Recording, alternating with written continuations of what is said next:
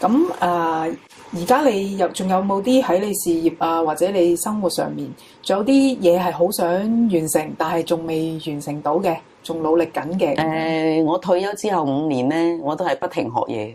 我數過我一路學嘢，我學咗係大概23樣嘢咧。哇！但係我樣樣嘢都唔係好專注，即係好多人都勸我，佢話你學嘢唔好學得咁多，你學1-2樣。2樣專注，咁你個又出名啲，又即係多人識得啦，可以咁樣講。但係我覺得我就係一個興趣咯，我覺得識得人多啲會好啲，同埋每個人佢都有佢嘅優點缺點啦。咁喺裏邊我可以好嘅我就學多啲啦，唔好嘅我識得戒自己，即係告誡自己唔好咁樣做咯。係咯，咁我就想係我退休之後接觸嘅所有嘅人，同我接觸嘅人咧都係好開心嘅，同我傾完偈之後一齊玩完之後都好舒服嘅。咁我而家嘅心願就係咁咯。哦，咁你都係達唔達到啊？而家覺得 OK 嘅，OK 嘅，即係都係過緊呢一種生活。係啊，所以個 party 我都好開心嘅。係啊，非常好啊。係。咁或者你自己本身有冇啲嘢想補充下？我冇問到你嘅，你想分享下？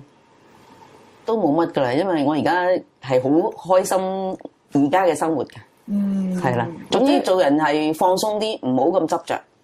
係咯。咁咁你而家嘅生活係點㗎？其實我中意學乜就學乜嘢，我中意去邊度就去邊度。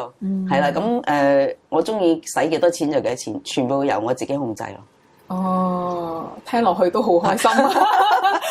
好想啊！係就係咁樣，係啦。好啊，多謝你嘅今日同我哋嘅分享啊！咁或者你都我哋見到台面好多好靚嘅，即係裝飾品啊！咁可唔可以介紹下？同埋我知道你好似同我哋會做個示範嘅，係咪？你可以介紹一下啊？係啱啱最近我先至開咗一個班，就係做呢個教啲長者做呢個花，做呢個叫做年年有餘啊！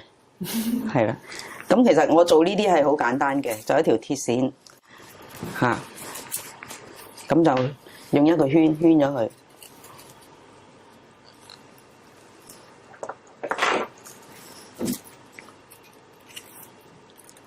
做完之後咧，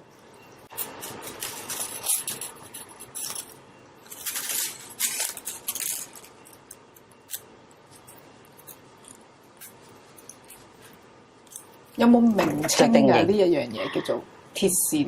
呢個叫做絲襪花。絲襪花係絲襪花咯。咁花就做得好多㗎啦，但係呢啲就比較特別啲咯。呢啲係咯嚇。嗱咁就整一個桶啦。咁我都整咗啲㗎啦。咁整出嚟咧，我今日想整一個係呢個，係啦，呢個就簡單啲。咁我哋先將佢定咗型先，係啦，然後再套啲絲襪。好多時啲人問我啲絲襪係咪着過嗰啲啊？我唔係，呢啲絲襪未冇着過嘅，係都係買翻嚟嘅。係啊，買翻嚟嘅，係啦。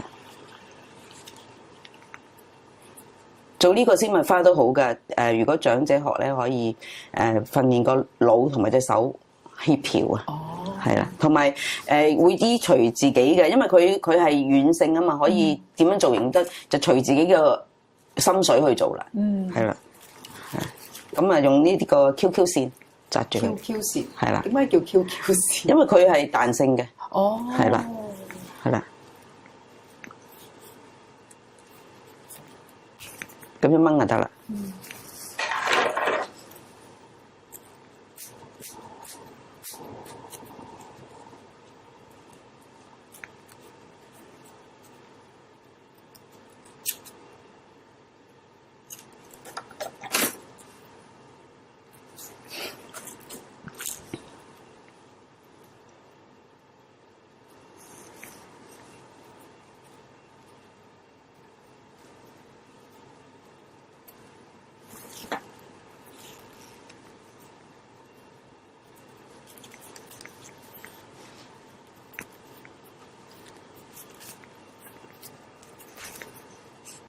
佢呢啲線係有彈性咧，所以唔使剪噶啦。哦，好方便。係啊。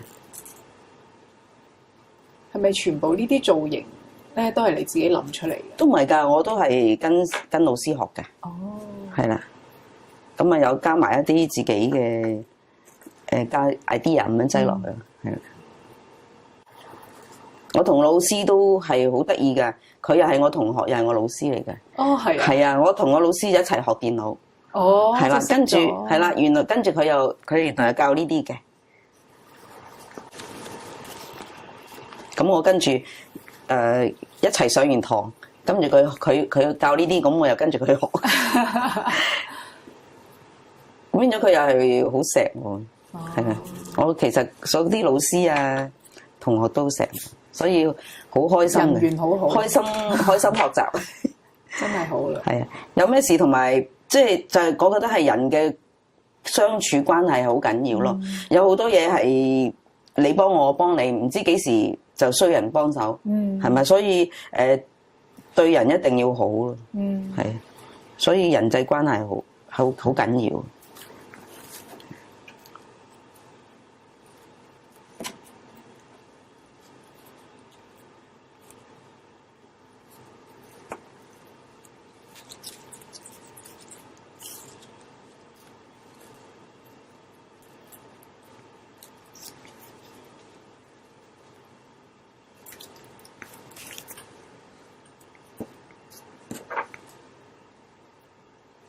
以前我哋啲長者咧就好受尊重，因為以前冇咁多互聯網嗰啲咧，我哋後生嘅有咩唔識都問啲長者噶嘛，以佢哋為尊嘛。但係而家唔係啦，而家互聯網多，嗰啲人唔使問長者啦，有咩查換啊？你長者問佢講俾你聽，唔係噶，唔係咁噶咁啊，因為佢哋喺網上已經知道啦嘛，係啦，所以我哋做長者又要。同以前唔同，唔可以端起個款咯，小心啲，又要向佢哋學習下。咁啊完成咗條魚啦，係啦，咁樣我就冇帶眼仔嚟，所以就做唔到呢條。哦，係我帶漏咗眼仔，就咁。咁加翻你隻眼仔，就變咗條金魚咯。好靚。咁如果我哋喺呢度再整翻個鎖匙扣咧，就可以做個吊飾啊。哦。可以用添喎。係啦。咁呢度揾個錐仔咧，錐個窿穿一個圈落去，咁就可以做吊飾啦。係啦，就係咁咯。咁呢條魚就完成咗啦。係咪？咁啊好快脆咯。咁呢啲嗱，我唔中意佢嘅形，我又可以轉一轉佢，點樣都得。係咯，咁咯。就係一條魚啦。好，就係咁啦。好，咁我哋今日咧多謝阿陸姨啦，嚟即係接受訪問，又示範咗佢嘅手工藝啦。多謝晒你。多謝。